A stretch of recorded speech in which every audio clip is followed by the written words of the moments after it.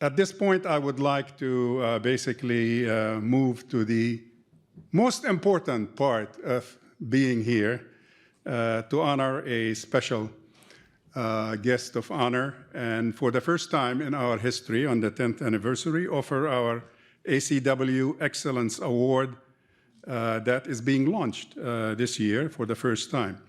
The ACW Excellence Award will be presented from now on annually to individuals who embody the values of Arab Center and demonstrate excellence in one of several categories related to advancing academic scholarships, promoting human rights and democracy, challenging the mainstream ideas, and elevating justice-based policy and research focusing on the Middle East and North Africa. This year's honoree and recipient of the inaugural ACW Excellence Award needs no introduction anywhere on this planet, if I might add that. My staff didn't put that in there, but I will add it. He's the ultimate debater, my favorite debater in the history of mankind. Mehdi Hasan is the founder and editor-in-chief. Go ahead.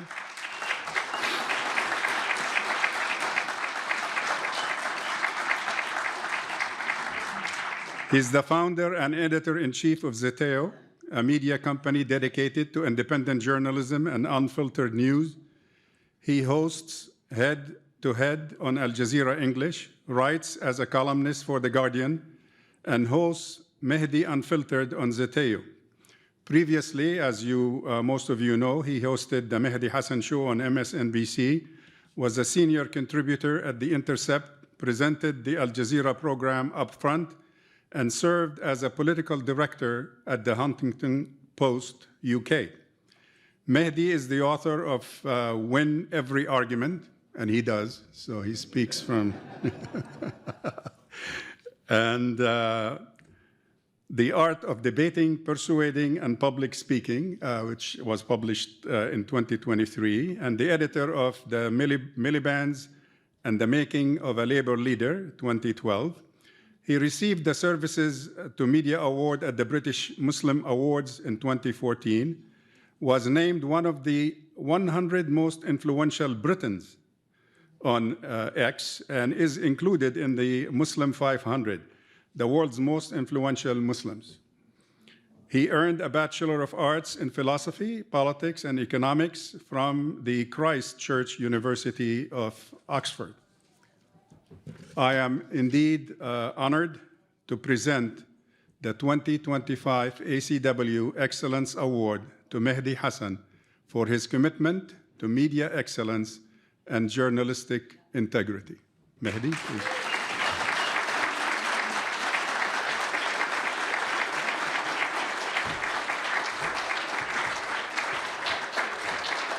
Thank you so much.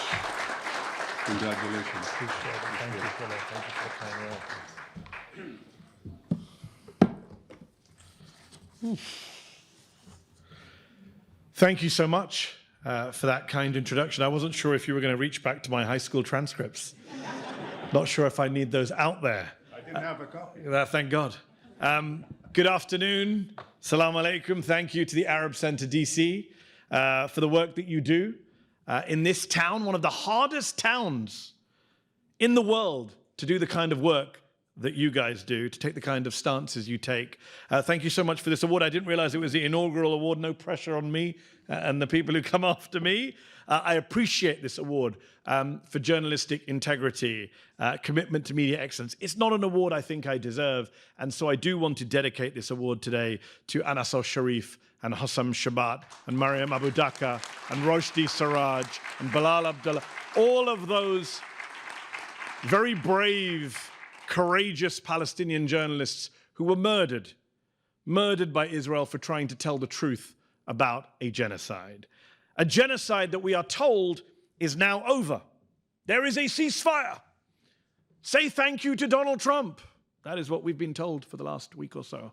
Even though Palestinians are still being killed almost every single day by the occupying Israeli forces in the Gaza Strip. As the saying goes, in the Middle East, a ceasefire means Palestinians cease and Israelis fire.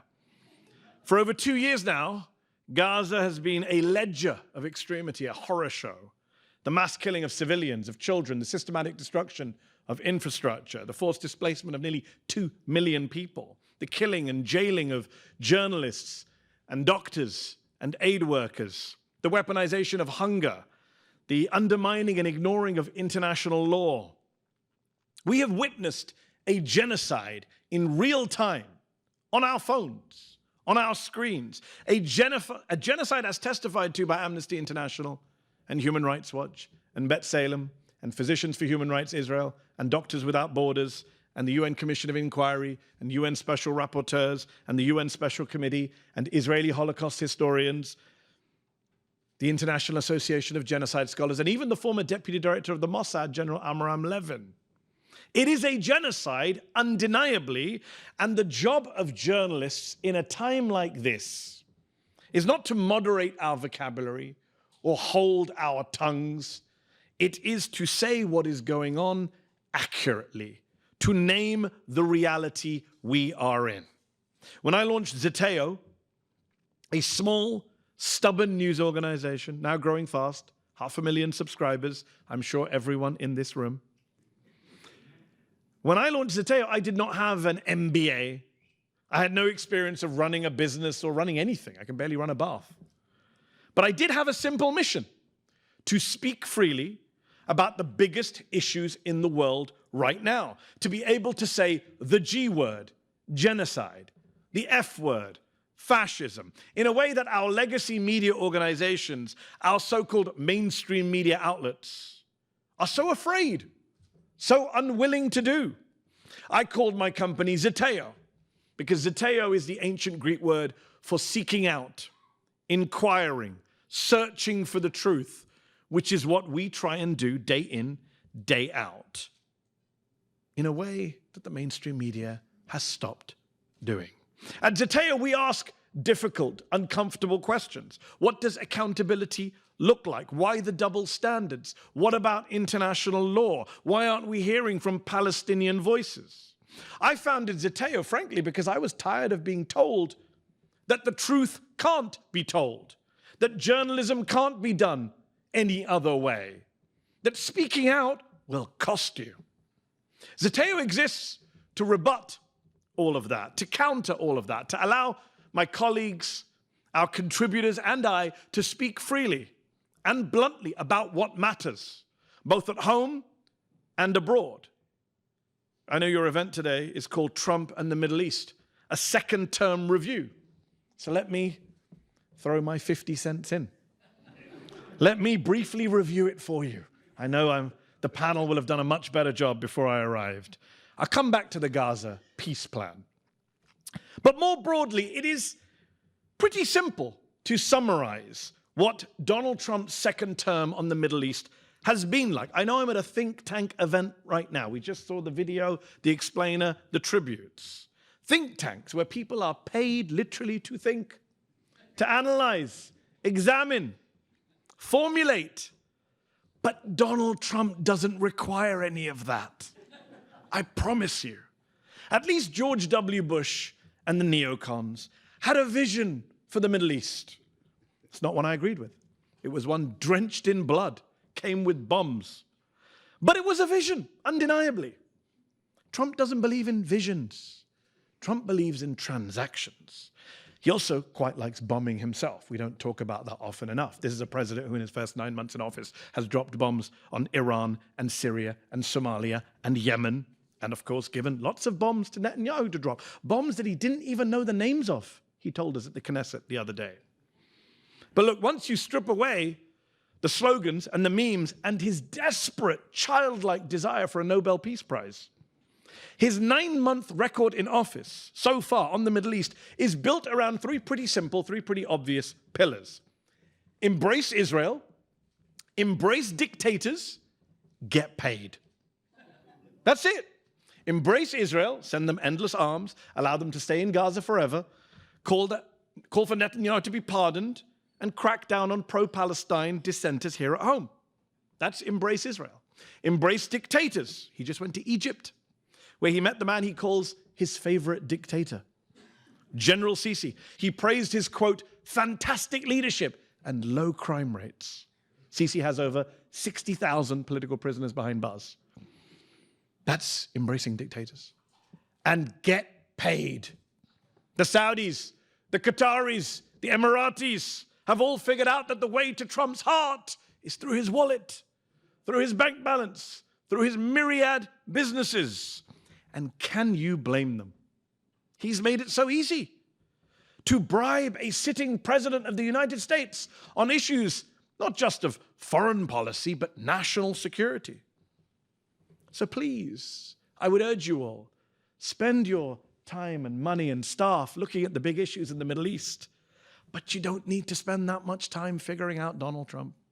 He is not playing 3D chess. He is not. He's embracing Israel, embracing dictators, and getting paid. It really is that simple. But wait a minute, Mehdi, what about the peace plan that he got?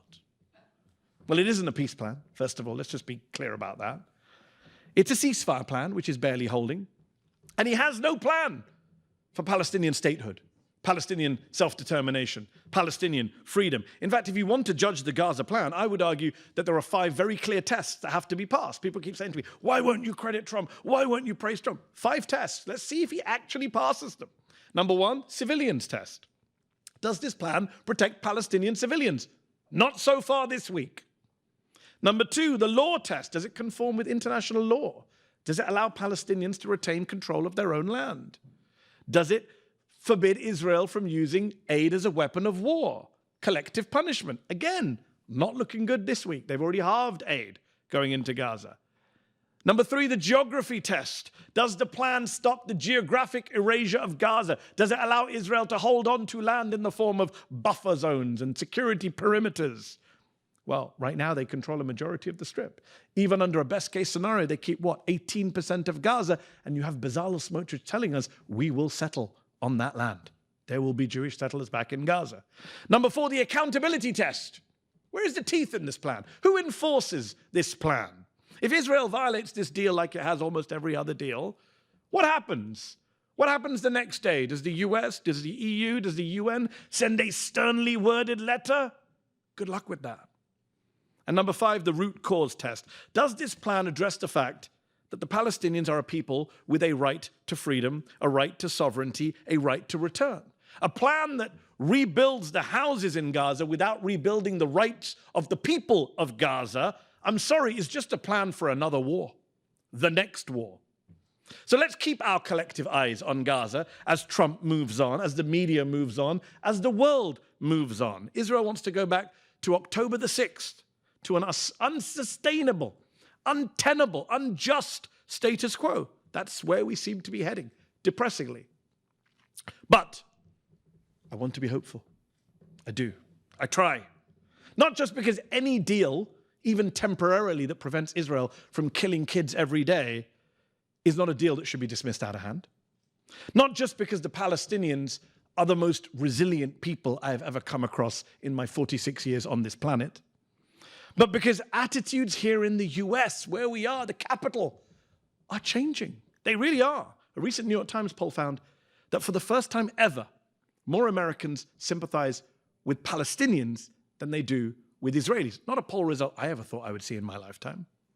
I'm also hopeful because independent journalism is showing us a different way to cover this conflict, this genocide. Not just Zeteo, where we have writers like Diana Butu and Mosab Abu Toha and Daniel Levy and podcasters like Naomi Klein and Owen Jones and Bassem Youssef, all of them saying on the Middle East what you will never hear heard said in the mainstream media. But there's also Drop Site News. My former colleagues at The Intercept set that up. Fantastic reporting on Gaza. Please do support Drop Site News. There's my old friend. Support independent media. My old friend Joy Reid, ex-MSNBC host, doing fantastic work, including on Gaza, in her new endeavor. You see podcaster Jennifer Welch, just the other day, grill Cory Booker on his ties to AIPAC. You see podcaster Van Lathan, just yesterday, grilling Gavin Newsom, governor of California, on his ties to AIPAC. The media is changing, and I'm delighted to be a part of that change. I hope leading some of that change on the independent side. Because for me, hope is not a mood, hope is a method. Hope is a discipline. Hope is action. Hope is doing something about a situation that looks bad and needs changing. That is what I am about. That is what I hope you are all about. That is what Zeteo is about. That is what ACW, the Arab Center DC, is about. Together, we are about changing the conversation here in DC, here in the United States, and across the world. So thank you again to the Arab Center DC for this award.